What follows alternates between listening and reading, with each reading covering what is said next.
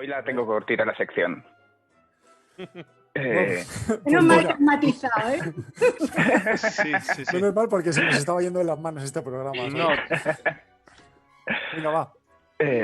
Bueno, volvemos a las curiosidades históricas. La semana que viene toca otra vez espacio. Vale. Pero esta vez os traigo un poco conocido antecedente de la Segunda Guerra Mundial que ocurrió en Australia a principios de los 30. Y estamos hablando de la Gran Guerra del Emú. No sé si sabéis lo que es un emú. ¿Emú? Es un... Sí, es un ave no voladora parecida al avestruz. Es la segunda más grande del mundo después del avestruz. Llega a medir 2 metros de altura. Yo iba a decir un ciervo, O sea, un ciervo, como un alce, un emú. Pues no, me iba a equivocar con mucho. No. Es como el avestruz australiano. Y, como digo, miden 2 metros de altura, pesan 45 kilos algunos.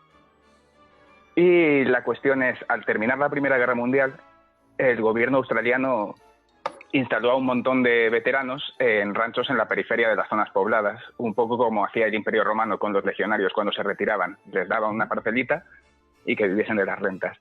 Pero en el 29 llega la Gran Depresión y empieza a ir mal económicamente todo, incluido el campo, con devaluaciones enormes de los precios.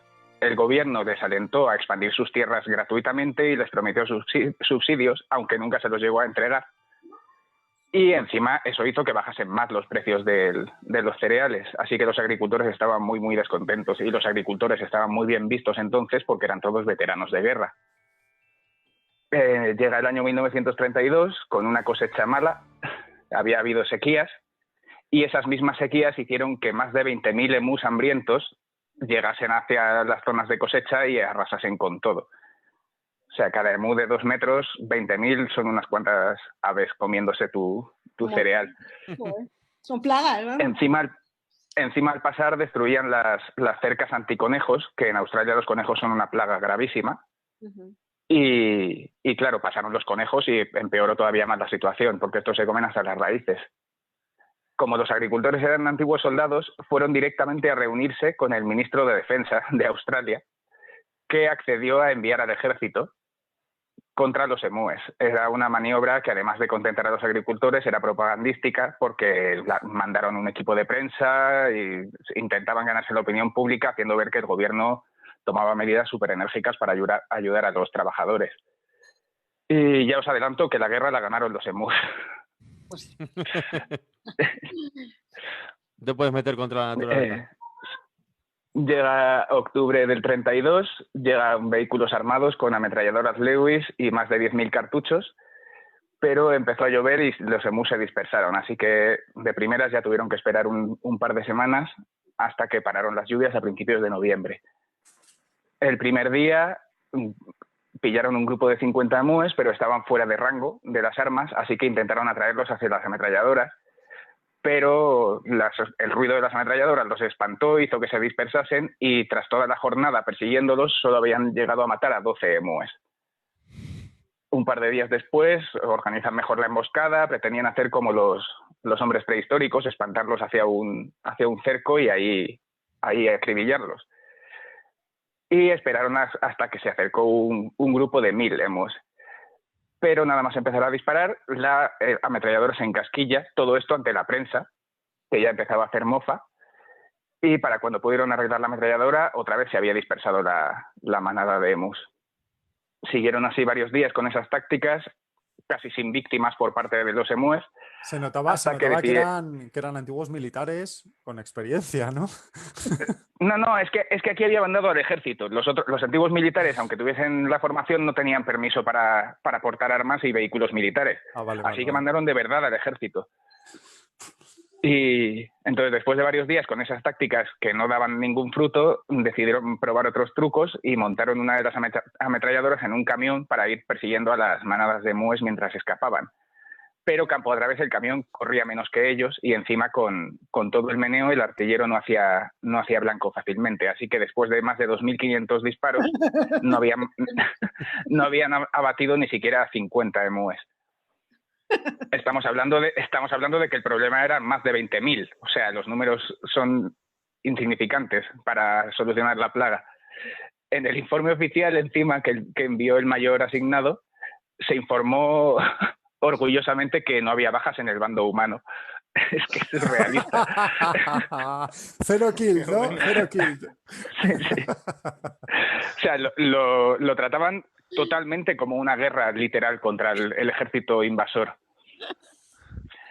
Después de unos días así, el ejército retiró las tropas, la prensa se cebó con ellos y encima el mayor que estaba a cargo de la operación, en unas entrevistas con periódicos, empezó a comparar a los emúes con guerreros zulúes en cuanto a las tácticas y con tanques en cuanto a la resistencia, porque por lo visto seguían corriendo con 7, 10 balas en el cuerpo los pobres bichos. Se hizo otro segundo intento con algo más de éxito, pero en el mejor momento de bajas iban a 10 disparos por cada emú abatido. Y para cuando se dieron por vencidos después de un mes, no habían llegado a matar a más de 900, de los 20.000, insisto.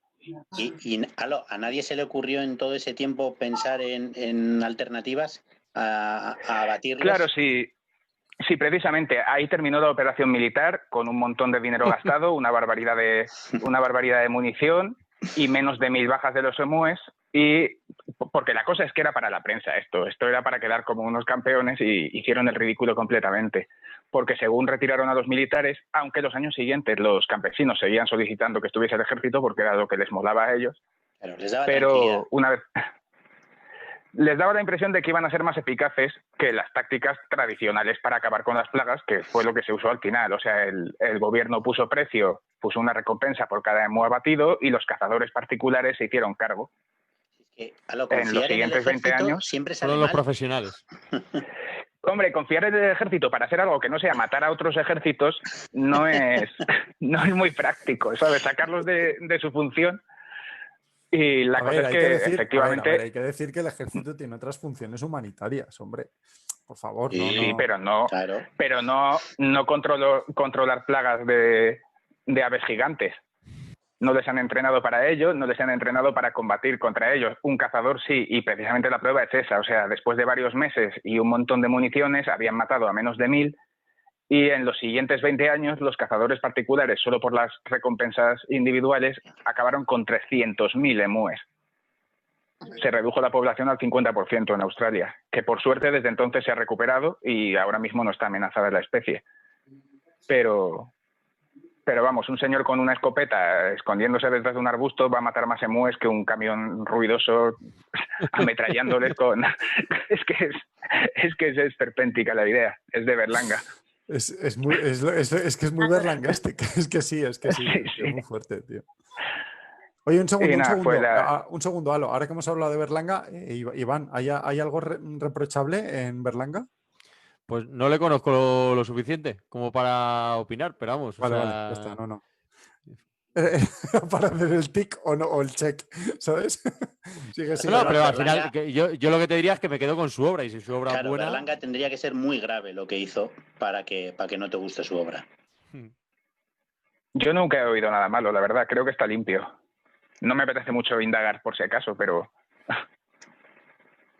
Bueno, sigue, Alo.